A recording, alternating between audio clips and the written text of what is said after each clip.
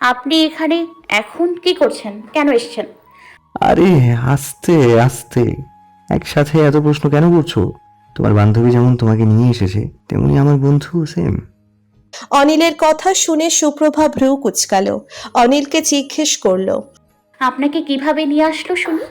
যেভাবে তুমি তোমার বেস্ট ফ্রেন্ডের বিয়ের জন্য ওদের বাড়িতে আছো, ঠিক সেভাবেই আমিও আমার বেস্ট ফ্রেন্ডের বিয়ের জন্য ওদের বাড়িতে আছি। আচ্ছা, বুঝলাম। তা আমার কাছে আসার কারণ কি আপনার? তোমাকে দেখতে, তোমাকে ভালোবাসতে। অনিলের এহেন কথায় সুপ্রভার চমকে ওঠে। কি, ভালোবাসতে? অনিল মাথা চুলকাতে চুলকাতে হেসে উত্তর দেয়, ভালোবাসবো, বাসবো রে বন্ধু, তোমায় যতনে। চুপ করুন। আপনার গান শুনতে আসিনি আমি। হিরো আলমের গলার মতন গান, কানটা বয়রা বানিয়ে দিল। চলে যান তো এখান থেকে। আরে সুপ্রভা, যাবই তো। এখানে থেকে কি করব? একেবারে তোমাকে নিয়ে চলে যাব। এই, আপনার কি হয়েছে বলুন তো? ইদানিং কি রকম করে কথা বলছে? সুপ্রভা, আমার মধ্যে তো সেই ক্ষমতা নেই কিছু হবার, মানে মা হবার ক্ষমতা তো তোমার আছে। ছেলে হোক মেয়ে হোক, হবে তো তোমার। তাহলে বারবার একই কথা কেন বলো? সুপ্রভা বুঝল সে অনিলের সাথে কথাই পারবে না। কিছুক্ষণ চুপ করে রইল। অনিল বলে উঠল, আচ্ছা সুপ্রভা, তুমি কালকে বিয়েতে কি রঙের জামা পরবে? সুপ্রভা একটু ভেবে তারপর উত্তর দেয়, আছে তো অনেক জামা, কিন্তু আমি সাদা লেহেঙ্গা পরবো। বেশ, তুমি সাদা লেহেঙ্গাটাই পরবে, কনফার্ম। কেমন? তুমিও সাদা, আমিও সাদা, আমরা দুজনে ম্যাচিং ম্যাচিং। এবার আমি সিদ্ধান্ত নিলাম, আমি অন্য রঙের জামা পরবো। সাদাটা ক্যান্সেল। সুপ্রভার বলা কথা শেষ হতেই অনিল সুপ্রভার একটু কাছে গিয়ে দাঁড়ালো। অনিলকে এরকম কাছে আসতে দেখে সুপ্রভা খানিকটা ভয় পেয়ে গেল। দৌড়ে যেতে সে নিজেও পিছু হাঁটছে, তবুও অনিল সুপ্রভার সামনেই আসছে। এক পর্যায়ে সুপ্রভার পিছু যাওয়া বন্ধ হতেই অনিল সুপ্রভার ঠোঁটে আঙ্গুল রেখে বলে, হেস, আমি বলছি না, সেই জন্য তুমি সাদা রঙের জামা পরবে কালকে। আর যদি না পরি? আমি জানি তুমি পরবেই, কারণ আমি ঠিক জানি আমার সুপ্রভা আমাকে ভালোবাসে, আর সে আমার কথা রাখবে। অনিলের বলা শেষোক্ত কথাটি শুনে সুপ্রভার মনে আলাদা শিহরণ বয়ে যায়। অনিল কি করে জানল সুপ্রভা তাকে ভালোবাসে? ভালোবাসা এতই সোজা? সুপ্রভাকে চুপ থাকতে দেখে অনিল বলল, ভালোবাসা বোঝা সহজ, কারণ আমি যে তোমাকে ভালোবাসি সুপ্রভা। তোমার ওই তাকানোর দৃষ্টি বলে দেয় তুমি আমাকে ভালোবাসো। সেটা আর মুখ ফুটে বলার অবকাশ রাখে না। কিছু না বলা ভালোবাসা থাকে, বুঝে নিতে হয়। ঠিক তেমনটাই হচ্ছ তুমি। আমাকে ভালোবাসো কিন্তু স্বীকার করো না, অথচ আমি তোমার ভালোবাসা অনুভব করতে পারি। ভালোবাসা এমনই একটা জিনিস। সুপ্রভা হয়তো আর একটু সময় থাকলে নিজেকে দুর্বল করে ফেলবে। নিজের উপর কন্ট্রোল থাকবে না, আর সেটা হওয়া উচিতও নয়। মনকে শক্ত করতে হবে। উপায় অন্তর না পেয়ে সুপ্রভা দ্রুত গতিতে সেখান থেকে প্রস্থান নিল রূপন্তীকে ফেলেই। অনিল সুপ্রভার চাওয়ার পানে তাকিয়ে বলল, ভালোবাসা যে লুকিয়ে রাখার জিনিস নয়, প্রকাশ করতে হয়। তাহলে ভালোবাসা আরো বাড়ে, বই কমে না। শুভ্র রঙের একটা পাঞ্জাবি পরে সামনে এগিয়ে আসছে এক সুদর্শন পুরুষ। তার দিকে বিমোহিত দৃষ্টিতে তাকিয়ে আছে আরেক নারী। প্রখর দৃষ্টিতে তাকিয়ে রইল মানুষটার দিকে। চুলগুলো পিছনের দিকে আছড়ানো, হাতে কালো রঙের একটা ঘড়ি, আর চোখে কালো রঙের একটা সানগ্লাস। বোধহয় পুরুষটির কালো রং খুব প্রিয়। শুভ্র রঙের পাঞ্জাবিতে অপরূপ লাগছে। একেবারে কোনো ছেলেকে সাদা রঙে এতটা মানাতে পারে, সেটা সুপ্রভা নিজের চোখে না দেখলে হয়তো বুঝতোই না। চোখের পলক যেন পড়ছেই না অনিলকে দেখতে পেয়ে। আরেকটু ভালো করে তাকাতেই কেমন লাগলো। এই পাঞ্জাবিটা এত চেনা কেন লাগছে সুপ্রভার? মনে হচ্ছে আরো আগে কোথাও দেখেছে। মস্তিষ্কে চাপ প্রয়োগ করতেই মনে পড়লো, এই তো সেই পাঞ্জাবি যেটা অনিলের জন্মদিনে কিনেছিল সুপ্রভা উপহার হিসেবে। সেটা অনিলকে দিয়েও ছিল, কিন্তু এতগুলো বছর পরও যে সেই পাঞ্জাবিটা অনিল এত যত্ন করে রেখেছে সুপ্রভা কল্পনাও করেনি।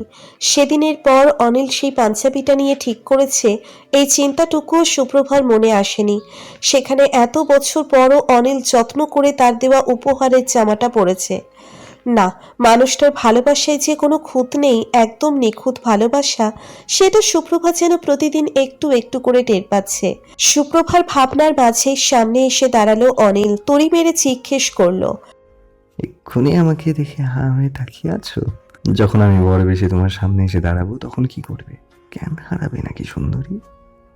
অনিলের কথা শুনে ঘোর কাটল সুপ্রভার। চোখ মেলে তাকালো অনিলের দিকে, কাছ থেকে দেখে যে মানুষটার দিক থেকে চোখ ফিরানো দায়ী হয়ে পড়েছে। সুপ্রভা দৃষ্টি সংযত করলো। একদম বাজে কথা বলবেন না। বরযাত্রী এসছেন, যান বরের সঙ্গে গিয়ে বসে থাকুন চুপচাপ। সুপ্রভার কথা শুনে অনিল স্মিত হাসল। তুমি আমাকে এখন সামনাসামনি দেখতে পারো, কোনো সমস্যা নেই। আমাকেই তো দেখবে, মানে নিজের হবু স্বামীকেই তো দেখবে। এত লজ্জা বাবার কি আছে শুনি? আমি তো দূর থেকেই তোমাকে নয়ন ভরে দেখে আমার নয়ন যুগলকে সার্থক করলাম। অনিলের শেষোক্ত কথা শুনে সুপ্রভা চমকালো। মানে মানুষটা তার দিকে আড়াল থেকে নজর রাখে। এবার দেখছি সুপ্রভাকে ঠিক করে চলতে হবে, কখন কি করে বসে আর সেটা অনিল দেখে ফেললে তো বেজায় মুশকিল হয়ে পড়বে। সুপ্রভা অনিলকে বলল, এই পাঞ্জাবিটা তো আমি সেই কবে দিয়েছিলাম, এত বছর পরেও আপনি সেটা পরে আছেন। আপনার গায়ে লাগলো কি করে, সেটাই তো বড় কথা। তুমি দিয়েছ, বড় যত্নে আগলে রেখেছি এটাকে। তোমার দেওয়া প্রথম উপহার ছিল। জানো, তুমি ছিলে না, কিন্তু তোমার দেওয়া স্মৃতিটুকু ছিল আমার কাছে। এটা ধরলে দেখলে মনে হতো তোমার কথা। হয়তো তুমি এই স্মৃতির গভীরতা বুঝবে না আমার কাছে ঠিক কতটুকু। সুপ্রভা দেখল পরিস্থিতি অন্যদিকে চলে যাচ্ছে। সে মোটেও এসব বিষাদময় কথা শুনতে রাজি না। বহু বছর তো কাটালো বিষাদের ছায়াতলে, আর ভাল লাগছে না। অনিলও বোধহয় সুপ্রভার অস্বস্তির কারণ বুঝতে পেরেছে। কথা ঘুরিয়ে নিল কৌশলে। সুপ্রভাকে বলল, আমি জানতাম তুমি সাদা রঙের জামাটাই পরবে। আমার কথা ফেলতে পারবে না। দেখেছো, তুমি মুখে স্বীকার না করো, কিন্তু তোমার ব্যবহার সব দিক দিয়েই ভোরের আলোর মতো স্পষ্ট। তুমি আমাকে ভালোবাসো। সুপ্রভা কিছু বলল না। কি বা বলে, অনিল তো কিছু ভুল বলেনি। সে তো সত্যিই অনিলকে তার মন দিয়েছে, কেবল প্রকাশ করতে পারছে না মন খুলে। তুমি এই ধরনের বুকে ফুটন্ত সাদা গোলাপ ফুল, স্নিগ্ধ রূপ সৌন্দর্যের মন মস্তিষ্ক ব্যাকুল। শুদ্ধ আর পবিত্র তুমি, নেই কোনো ভুল। মেয়ে লাগছে তোমায় সত্য ফোটা সাদা ফুল। অনিলের বলা কথা শুনে সুপ্রভা মুচকি হাসে। এই তো একটু আগে পরিস্থিতি ছিল অন্য রকম, এখন নিমেষের মধ্যে পুরো বিষয়টা বদলে গেল। কি সুন্দর করে কথা বলতে শিখেছে মানুষটা, বড় পরিবর্তন হয়েছে। হয়েছে হয়েছে, আর বলতে হবে না। আপনি তো ইদানিং কথা শুরু করলে আর থামতেই চান না। এবার চলুন, বিয়ে পড়ানো শুরু হয়ে যাবে। সুপ্রভার কথা শুনে অনিল থামল না, আরেকটু কাছে এসে দাঁড়ালো, তবে যথেষ্ট দূরত্ব বজায় রেখেই। সুপ্রভাকে বলল, সাদা গোলাপ ফুল তো চিনোই, তাই না? এরকম সাদা ধপধপে গোলাপ ফুল তোমায় ঠিক সেরকমই লাগছে সুপ্রভা। মনে হচ্ছে বাগান থেকে একটা তরতাজা সাদা গোলাপ ফুলকে আমার সামনে এসে দাঁড় করিয়েছে। যে ফুল একান্তই আমার, শুধুই আমার, যাতে নেই অন্য কারোর অধিকার। এই ফুলকে যত্ন করে আমাকে বাগানে নিয়ে আসার অনুমতি কি তুমি দেবে? আকুতি ভরা কণ্ঠ অনিলের। এই কণ্ঠের আবদার কি করে উপেক্ষা করবে সুপ্রভা? মন বলছে হ্যাঁ বলে দিই, বিবেক মনে করিয়ে দিচ্ছে বাবাকে দেওয়া কথাটা। দুটো টানাপোড়েনের মাঝখানে সুপ্রভা কি করবে বুঝে উঠতে পারছে না। দ্রুত গতিতে সেখান থেকে চলে গেল। না চলে গেল বললে ভুল হবে, পালিয়ে গেল এক প্রকার অনিলের থেকে। গিয়ে বসলো রূপন্তীর পাশে গিয়ে। লাল টুকটুকে শাড়ি পরে বউ সেজে বসে আছে রূপন্তী। কিছুক্ষণ আগেই বরযাত্রী হিসেবে জুনায়েদ, অনিল সবাই চলে এসেছে। কাজীও চলে এসেছে, বিয়ে পড়ানোর তাড়া দিচ্ছে। অবশেষে পবিত্র তিন কবুল বলার মাধ্যমে রূপন্তী আজীবনের জন্য জুনায়েদ নামক মানুষটার বউ হয়ে গেল। কবুল বলার পর সুপ্রভাকে ধরে ইচ্ছে মতন কাঁদল রূপন্তী। একটা ভরসার মাথা ছিল সুপ্রভা। জুনায়েদ তো রূপন্তীকে বউ বানাতে পেরে খুশি, আর ধরছে না, উপচে পড়ছে একেবারে। আরে ভাই, খুশি তো, একটু নিজের ভেতর সংযত রাখ। পুরো বাড়িতে মানুষ গিজগিজ করছে। নতুন বর তুই, একটু তো লজ্জা শরম পাবি নাকি? আরে ভাই, জানিস এই মেয়ে কত নিষ্ঠুর। আমি না হয় একটু অভিমান করেছি, কিন্তু সে তো যোগাযোগই করেনি। যদি ফ্যামিলিকে রাজি না করাতাম তাহলে তো বোধহয় তোর মতন দেবদাস হয়ে ঘুরতে হতো আমাকে। জুনায়েদের কথা শুনে অনিল হালকা করে পিঠে একটা থাপ্পড় দিয়ে বলল, ধুর, দেবদাস হবো কেন? আমার রানী এসে পড়েছে তো। তোর থেকে তো বেশি কষ্টে আমি ছিলাম। তুই তো তাও চোখের দেখা দেখতে পেতিস, সব খোঁজ খবর জানতি। আর আমি তো জানতেও পারিনি সুপ্রভা কোথায় আছে। সেই জন্যই তো এতদিন একটু ভরসাতে ছিলাম এত বছর। যাকে আমার তো কোনো চিন্তা নেই, তোরও হবে না। একবার যখন সুপ্রভাকে পেয়েছিস, এবার নিজের করে নিস। অনিল আর জুনায়েদের কথার মাঝখানে আরো কয়েকজন মানুষ এসে পড়ল নতুন বরকে দেখার জন্য। অতঃপর রূপন্তীকেও জুনায়েদের পাশে বসানো হলো। একে একে সবাই ছবি তুলছে। লাইটের ঝলকানিতে চোখ ধাঁধিয়ে যাচ্ছে একেবারে সুপ্রভার। কিছুক্ষণ ছবি টবি তোলার পর এবার পালা আসলো বিদায়ের। সুপ্রভা আঠার মতো চিপকে আছে রূপন্তীর সাথে, এক মুহূর্তের জন্যেও কাজ ছাড়া করেনি। এই তো আর কিছুক্ষণ সময়, তারপর রূপন্তী চলে গেলে বদলে যাবে পুরো জীবন। আনন্দে হইচইপূর্ণ বিয়ে বাড়ি এবার বিষাদে রূপ নিল। মেয়ে বিদায়ের সময় কান্নার আওয়াজ পরিবেশ ভারী করে তুলেছে। অবশেষে রূপন্তী শেষবারের মতো সুপ্রভাকে জড়িয়ে ধরে নিল। তারপর গাড়িতে উঠে পাড়ি দিল এক নতুন জীবনের উদ্দেশ্যে।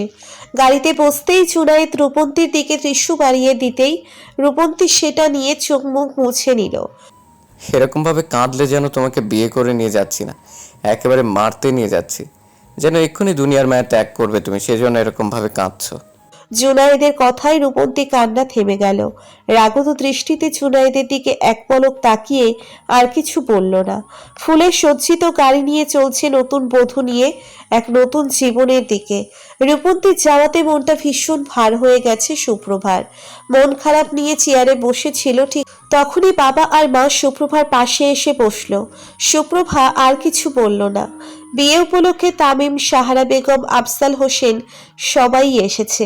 আফজাল হোসেন মেয়ের দিকে চেয়ে বলল, সুপ্রভা মা, আগুনের কাছে বরফ থাকলে বেশি সময় নেয় না গলতে, বুঝলি? অনিলকে তোর দেখতাম, ওকে দেখা অসম্ভব কিছুই না। যেহেতু জুনায়েদ ওর বন্ধু, সেক্ষেত্রে ও থাকবেই, কিন্তু তোকে নিজেকে গুছিয়ে রাখতে হবে। অনিলের বাবা সেদিন কার অপমান আমি কখনো ভুলিনি। উনি মনে করেন আমরা লোভী, কিন্তু মা তুই তো লক্ষ্যের খুব কাছে চলে এসেছিস। যে স্বপ্ন তোকে নিয়ে দেখছি আমরা, সেটা পূর্ণের দৌড়াগৌড়া দাঁড়িয়ে আছিস তুই। অনার্স তো শেষ, আর একটু কষ্ট করিস মা, যাতে তোর কর্ম অনিলের বাবাকে জবাব দিতে পারে।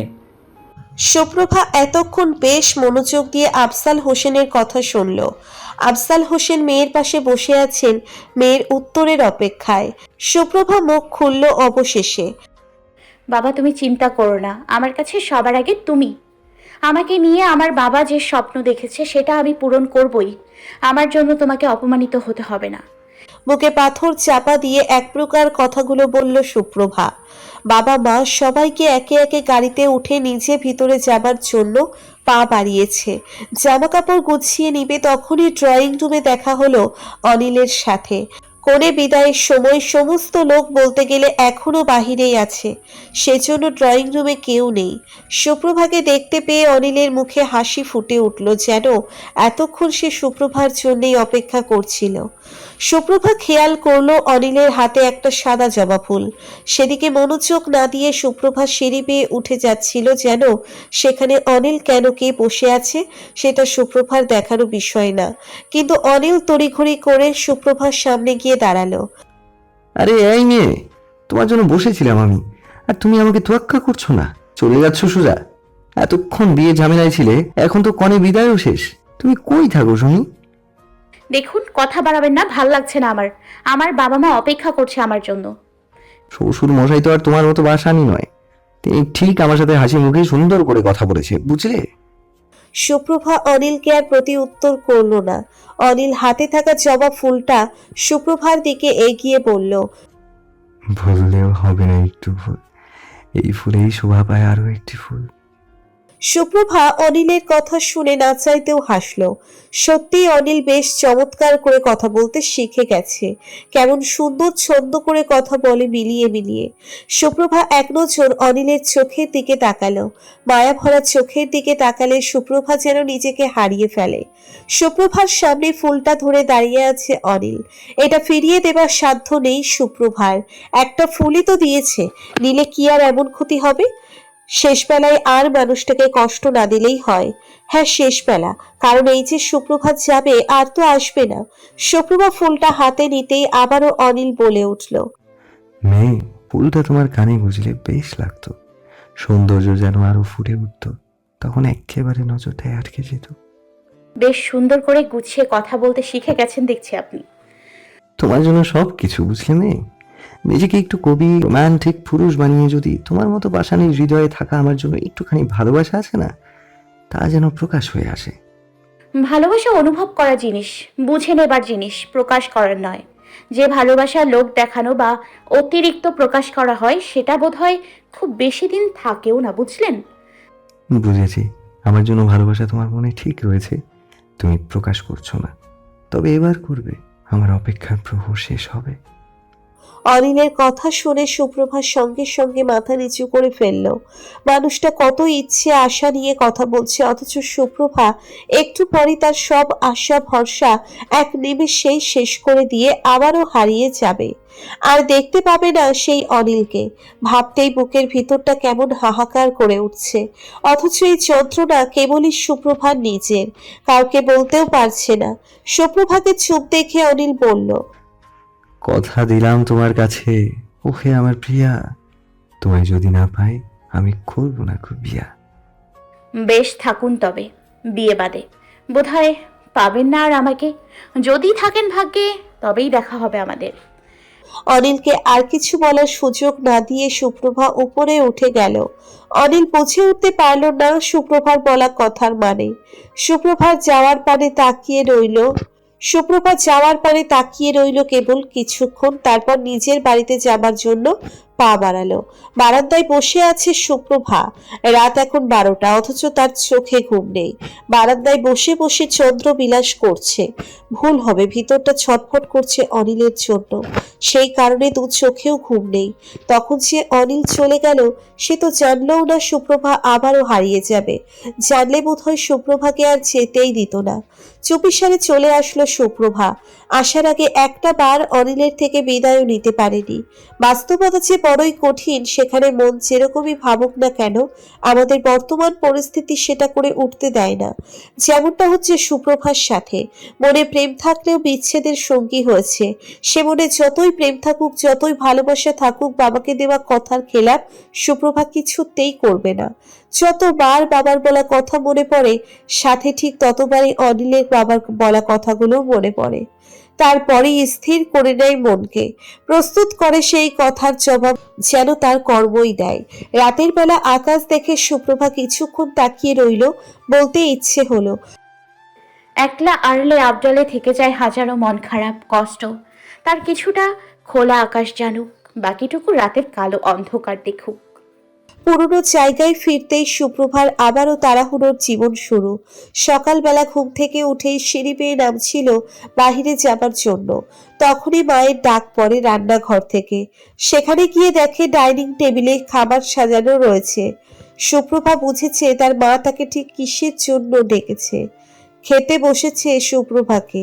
আজকে বাধ্য মেয়ের মতন চেয়ার টেনে বসে পড়ল। কি রে, আজকে যে খাবার জন্য কোনো চেঁচামেচি করতে হলো না, নিজে থেকেই বসে পড়লি খেতে? মা, ভাল লাগছে না, আজকে তাড়া আছে। প্রথমে টিউশনির জন্য যেতে হবে, তারপর কোচিং সেন্টারে ক্লাস আছে। আর রত্না ভাবি যে হ্যান্ড পেইন্টিংয়ের কাজ দিয়েছিল, ওগুলোও তো জমা পড়ে আছে, কমপ্লিট করতে হবে না? শোনো মেয়ের কথা, কাজের বুড়ি রেখে দিছে একেবারে। আচ্ছা আচ্ছা, সব করিস আস্তে ধীরে। আমি দেখি কিছুটা কাজ এগিয়ে রাখবো তোর জন্য। মা আর মেয়ের কথার মাঝখানে সুপ্রভার কাকি মোমেনা বেগম বলে উঠল, আমার ছেলে তামিম তো বেশ ভালো অঙ্কের বেতনের চাকরি করে। তাও যে তোমরা কেন এরকম করছো বুঝি না। আমরা মা আর ছেলে মিলে টাকা শেষ করতে পারি। এই বাচ্চা মেয়েটাকে এত কাজ করাও কেন বুঝতে পারি না আমি। রুম থেকে খাবার জন্য আসছিল আফজাল হোসেন। আস্তে আস্তে মোমেনার কথাগুলো কানে যেতেই তিনি প্রতি উত্তর করেন। আমার মেয়েকে আমি কখনো অন্যের ভরসাতে চলার পরামর্শ দেই না মোমেনা। সে নিজে খেটে খাবে, কারোর উপর ভরসা করে কেন থাকবে? তাছাড়া বাচ্চা কই, অনার্স পরীক্ষা দিয়ে ফেলেছে, সুপ্রভা কত বড় হয়ে গেছে। আর কয়েকটা বছর পর আমার সুপ্রভাও তোমার ছেলের মতন চাকরি করবে। দেখো, আমার স্বপ্ন পূরণ করবে আমার সন্তান। কিন্তু ভাইজান, তামিম তো আর পর কেউ না, সুপ্রভারও তো ভাই হয়। তাহলে ওর টাকা নিতে অসুবিধা কই? আমরা তো একই সাথে থাকি, তাই না? সুপ্রভার এই টিউশনি, কোচিং সেন্টারে পড়াশোনা, আবার এই রাতে হাতের কাজ, এগুলা না করলেই কি নয়? আফজাল হোসেন বুঝল মোমেনা সুপ্রভাকে নিজের মেয়ের চেয়ে কোনো অংশে কম দেখেন না, সেই জন্যই সুপ্রভাকে নিয়ে এত চিন্তা ওনার। মোমেনা, তুমি বুঝছো না কেন? আমরা আইসারে চললে জীবনে কি আর উপভোগ করা আছে? কষ্ট করলে তার ফলও মধুর হয়। আমার মেয়েটাকে তো ছোট থেকেই সেই স্বপ্ন দেখিয়ে বড় করে তুলেছি।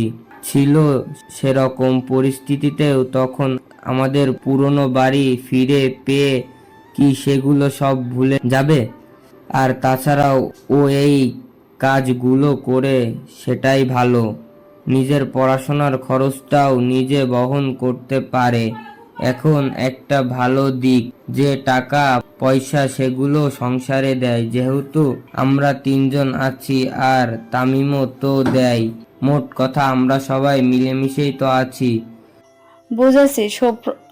বুঝেছি সুপ্রভার এই যুক্তি তর্ক কোথা থেকে আসো? বাবা যে এরকম, মেয়ে তো এমন হবেই। মোমেনা, ভুল বুঝিস না তো। তোদের ঘাড়ের উপর বসে খাবো, এটা কেমন কথা? নেহাত সুপ্রভা এখন অনেকটাই স্বাবলম্বী, সেজন্য তোর ভাইজান আর কাজ করে না। কিন্তু সংসারের সব ভার তামিমের উপর দিলে তো চলে না। আমরা ওর ঘাড়ে বসে খাবো আরামে আয়েসে, এটা তো হয় না। হয়েছে ভাবি, তোমরা চুপ করো। বাব্বা, তোমাদের সাথে কথাই পেরে উঠি না আমি। সুপ্রভা নাস্তা করে বেরিয়ে পড়ল, কাঁধে একটা ব্যাগ ঝুলিয়ে টিউশনির উদ্দেশ্যে। কিছু দূর পায়ে হাঁটলেই তারপর স্টুডেন্টদের বাড়িতে পৌঁছে যাবে। বিষণ্ণ মন নিয়ে ড্রয়িং রুমে আসলো অনিল। ছেলেকে এরকম মনমরা দেখতে পেয়ে সুনেরা বেগমের ভালো লাগলো না। অনিলের মুখ দেখেই বুঝলো কিছু একটা হয়েছে। তৎক্ষণাৎ ছেলের পাশে গিয়ে বসলেন। কি রে বাবা, মন খারাপ? কিছু হয়েছে? বল মায়ের সাথে। রূপন্তীর বাড়ির কাছে গেছিলাম খোঁজ নিতে, জানতে পারি সুপ্রভা নাকি আবারও চলে গেছে। মানে মা আমাকে একটাবারও ভুলে গেল না। সুনেরা বেগম বুঝলেন ছেলের মন খারাপের কারণ। চুলে হাত বুলিয়ে দিলেন কিছুক্ষণ। এখন কি করবি? ও যে আবার আগের মতন হারিয়ে গেল, খুঁজে পাবি কি করে শুনি? একবার হারিয়েছি বলে বারবার হারিয়ে ফেলবো, এটা কেমন কথা মা? ওকে আমি তো ঠিক খুঁজে বের করব। তুমি খালি বাবার সাথে কথা বলো, যাতে কিছুদিনের মধ্যেই সুপ্রভার বাবার কাছে সম্বন্ধ নিয়ে যেতে পারি। ঠিক আছে, তুই নিজের রুমে যা, তোর বাবা একটু পরই আসবে, আমি কথা বলে দেখছি। মায়ের কথায় ভরসা পেয়ে অনিল নিজের রুমের দিকে চলে গেল। সোনেরা বেগম কিছুক্ষণ বসে অপেক্ষা করলেন কখন তার স্বামী আসবে। অবশেষে আধা ঘন্টা পার হতেই শেখদার সাহেব বাড়িতে আসলেন। শোনো, এখনই রুমে যাবে না, আমার তোমার সাথে একটু কথা আছে। কি বলবে বলো, আমার তেমন সময় নেই। শুনো তবে, তোমাকে আমার সঙ্গে কয়েকদিনের ভেতর সুপ্রভাদের বাড়িতে যেতে হবে অনিলের জন্য বিয়ের সম্বন্ধ নিতে। নেহাত তুমি বাবা, তোমাকে ছাড়া চলবে না, সেজন্য তোমাকে যেতেই হবে, বুঝেছো? সোনেরা বেগমের কথা শেখদার সাহেবের পছন্দ হলো না। বিরক্তিতে চোখ মুখ কুঁচকে নিলেন। হাতে থাকা খবরের কাগজটা শব্দ করে নিচে ফেললেন। ওই রিক্সাওয়ালার মেয়ের বিয়ের ভূত এখন অনিলের মাথা থেকে যায়নি। তুমি ভাবলে কি করে একটা রিক্সাওয়ালার মেয়েকে আমি আমার একমাত্র ছেলের জন্য বউ করে নিয়ে আসবো? তুমি এখনো তোমার অহংকার নিয়ে বসে আছো? আমাদের ছেলেটার অবস্থা দেখছো না তুমি? দেখো সুনেরা, তুমি চুপ করো। আমার একটা প্রেস্টিজ আছে সমাজে। কিসের প্রেস্টিজ নিয়ে পড়ে আছো? সুপ্রভার বাবার তোমার মতনও বড় বাড়ি আছে, গাড়ি আছে, তাও। সে যতই বাড়ি গাড়ি হোক, এইখানে তো সবাই ওনাকে রিক্সা চালক হিসেবে দেখে, এটাই সত্যি, তাই নয় কি? দেখো, সে তুমি যাই বলো, কিছুদিনের ভেতর ওনাদের বাড়ি যাব আমরা, ব্যাস এটাই ফাইনাল। স্বামীর উপর রাগ দেখিয়ে নিজের রুমে চলে গেলেন সুনেরা বেগম। শিকদার সাহেব সোফাতে বসলেন। কি করে কি করবে কিছুই ভেবে উঠতে পারছেন না তিনি। অনিলের মাথা থেকে সুপ্রভার ভূত নামানোর জন্য বেশ চিন্তা ভাবনা করতে লাগলেন। সিদ্ধান্ত নিলেন আর মাত্র 1 সপ্তাহ। হ্যাঁ, স্ত্রীর সন্তান যা শুরু করেছে আর দেরি নয়। এই 1 সপ্তাহের ভিতরে শিকদার সাহেব যা করার কিছু একটা করবেনই। আর হাত গুটিয়ে বসে থাকবেন না কিছুতেই। এই সপ্তাহের ভিতরে হয় এসপার নয় ওসপার। সময় মাত্র 7 দিন। রূপন্তীদের বাড়ির পাশের পার্কেই বসে আছে নিপা। রূপন্তীর বিয়ে শেষ, আজকেই তার বাড়িতে ফিরে যাবার পালা। ইচ্ছে করে না আর বাড়িতে ফিরে যেতে। বাড়ি গেলেই সে ডিভোর্সি, এটা নিয়ে কথা কেবল হতেই থাকে। পান থেকে চুন খসলে ভাইয়ের ডিভোর্সি বলে খোটা দেওয়াটা তো আছেই, সাথে নিজের মায়ের অন্যরকম একটা রূপ। এই সমাজে ডিভোর্সিদের অবস্থান কখনোই ভালো নয়। যদি উপায় থাকতো নিপা এখান থেকে পালিয়ে চলে যেত বহু দূরে একেবারে। এত সব চিন্তা ভাবনার মাঝখানেই একটা কালো গাড়ি এসে থামে। রূপন্তীর গাড়িটা চিনতে অসুবিধে হলো না। এটা তো সেই গাড়ি, মানে সুপ্রভার ভাই তামিমের গাড়ি। এটা এখানে কেন আসলো সেটা নিপা বুঝে উঠতে পারলো না। তামিম বেরিয়ে আসলো গাড়ি থেকে, নিপার সামনে এসে দাঁড়ালো। কিছু বলবেন কি আপনি? হ্যাঁ, বলতেই তো এসেছি। তুমি তো সুপ্রভার বান্ধবী, ওর থেকে তোমার সম্পর্কে সবই শুনেছি। খারাপও লেগেছে, আমার বোনের বয়সেই তো তুমি, অথচ তোমার সাথে কত কি ঘটে গেল। তামিমের কথা শুনে নিপা তাচ্ছিল্যের হাসি হাসলো। এখন নিশ্চয়ই আপনি এসব দয়াময় কথাবার্তা শোনাতে আসেননি আমাকে, বলুন। না, আমি কোনো কথা শোনাতে আসিনি তোমাকে, একটা জিনিস দিতে আসলাম। আমার একটা বন্ধু আছে, ও এলাকার অসহায় মেয়েদের নিয়ে কাজ করে, মানে ওর একটা সংস্থা আছে, ছোটখাটো বলতে পারো। সেখানে তোমার মতন এরকম ডিভোর্সি, এতিম, বিধবা যত মেয়ে আছে সবাই থাকে। সেখানে বিভিন্ন রকম কাজ করানো হয়, যেমন সেলাই, হাতের কাজ, মাঝে মধ্যে রান্না, মানে খাবারের ডেলিভারিও দেওয়া হয় আর কি। সবকিছু গেলেই দেখতে পাবা, থাকা খাওয়া সব ওখানেই। মাস শেষে তুমি একটা পরিমাণ টাকাও পাবে। আমি বন্ধুকে বলে সেখানে তোমাকে নিয়ে যাওয়ার ব্যবস্থা করতে এসেছি, যাবে তো তুমি? তামিমের পুরো কথা শুনে নিপা কি বলবে ভাষা হারিয়েছে। এই কয়দিনে সুপ্রভা তার জন্য এতটা ভাববে এটা কখনোই আশা করেনি নিপা। আপনার বোনের পিছু লাগতাম আমি কেবল, আর সেই সুপ্রভাই আমার এত বড় একটা উপকার করলো। সেটা ছোটবেলায়, এখন তো আর ছোট নেই, এখন তো বড় হয়েছো। এখন আমার বোনের পিছু লেগো না, তাহলেই হবে। ওসব কথা মনে রেখো না। তুমি জামা কাপড় নিয়ে আসো, আমি তোমার জন্য গাড়িতে অপেক্ষা করছি। আর হ্যাঁ শোনো, ভয় পাচ্ছ না তো? আমি কিন্তু তোমার সাথে কোনো উল্টাপাল্টা কিছু করব না, ভরসা রাখতে পারো। আপনি সুপ্রভার ভাই হন, এটুকু পরিচয় আমার জন্য যথেষ্ট চোখ বন্ধ করে ভরসা করার জন্য। নিপা ঠিক করলো এক্ষুনি রূপন্তীদের বাড়ি থেকে তার জামা কাপড় নিয়ে চলে যাবে, কিন্তু না, তাহলে হয়তো এই সমাজ তার নামে কুৎসা রটাবে। ছেলে মেয়ে ভেগেছে। ফোন দিল রূপন্তীকে, সবটা খুলে বলল। তামিমকে 5 মিনিট অপেক্ষা করতে বলে সব জামা কাপড় নিয়ে আসলো। তামিমের পাশে গিয়ে বসলো। তামিম গাড়ি স্টার্ট দিল। নতুন এক জীবনের দিশা বোধ হয় এবার খুঁজে পাবে নিপা। সারাটা রাস্তা চুপচাপ ভাবে বসেছিল নিপা, কেবল বাহিরের দিকে তাকিয়েছিল। তামিমও ড্রাইভিং এর ধ্যান ছিল। সারা দিন সমস্ত কাজ শেষ করে সুপ্রভা বসেছে তার মায়ের সাথে হাতের কাজগুলো এগিয়ে দিতে। এখন প্রায় সন্ধ্যা নেমে গেছে। কাছে থাকা ফোনে টুংটাং কিছু শব্দ হতেই ফোনটা হাতে নিয়ে দেখে একটা মেসেজ, এবং তাতে লেখা আছে, নিচে আসো জলদি, খুব দরকার আছে। এক্ষুনি আসো, হ্যাঁ? ভয় পেও না, আমি কিন্তু তোমার পরিচিত। মেসেজটা দেখে সুপ্রভার ভয় ধরে গেল মনে। কে এরকম মেসেজ পাঠাতে পারে তাকে, তাও আবার অপরিচিত নাম্বার থেকে? মনে মনে ধরে নিলেও হয়তো ভুল মেসেজ এসেছে, কিংবা কেউ ফাজলামি করেছে। এসব ভেবে পাত্তা না দিয়ে সুপ্রভা কাপড়ে ফুল এঁকে যাচ্ছে খুব মনোযোগ সহকারে। প্রায় আধা ঘন্টা পর আবারও মেসেজ আসে। আরে তাড়াতাড়ি নামো বলছি নিচে, নইলে আমি উঠে আসবো। সুপ্রভা এবারও কোনো তোয়াক্কা না করলো না, ফোনটাই ডিরেক্ট বন্ধ করে দিল, কারণ ফাজলামি ভেবে। প্রায় 1.5 ঘন্টা পর সুপ্রভার সব জামাগুলোতে ডিজাইন করা কমপ্লিট হয়ে গেছে। নিচের রুমে গিয়ে বসে কি জানি মনে করে নিচের রুমে বারান্দার কাছে যায়।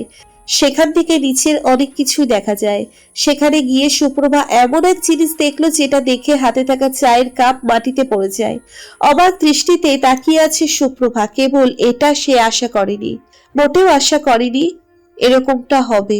তাড়াতাড়ি করে নিচে নামলো। আপনি এখন এখানে কি করে আসলেন? অবাকের চরম পর্যায়ে যায় সুপ্রভা অনিলকে দেখতে পেয়ে। কল্পনাও করেনি অনিল চলে আসবে। এখনো বোধহয় বিশ্বাস করতে কষ্ট হচ্ছে অনিল তার বাড়ির সামনে দাঁড়িয়ে রয়েছে, ঠিক তার চোখের সামনে একেবারে। দূর আকাশে বহু তারার মন হয়েছে ভারী, এই রাতে তোমায় ছাড়া কেমনে বলো থাকি। ধুর, থামুন তো, এখন মশকরা করতে ইচ্ছে হচ্ছে না আমার। এভাবে কথা বলা বন্ধ করে সোজা সাপটা উত্তর দিন, আপনি এখন এই এত রাতে আমার বাড়ির সামনে আসলেন কি করে? সুপ্রভার রাগী মুখশ্রী দেখে অনিলের ঠোঁটে হাসি ফুটে উঠল। হাত দুটি পিছন ফিরে রেখে বলল, যদি না বলি? বেশ, আমি চলে যাচ্ছি। অনিল বুঝল সুপ্রভা এবার বেশ ক্ষেপেছে, রাগ আর বাড়তে দেওয়া যাবে না। সুপ্রভা হেঁটে চলে যাচ্ছিল, অমনি অনিল হাত ধরে ফেললো। সুপ্রভা হাঁটা থামালো, অনিলের হাতটা নিজের হাত থেকে ছাড়িয়ে নিল ঝাপটা মেরে।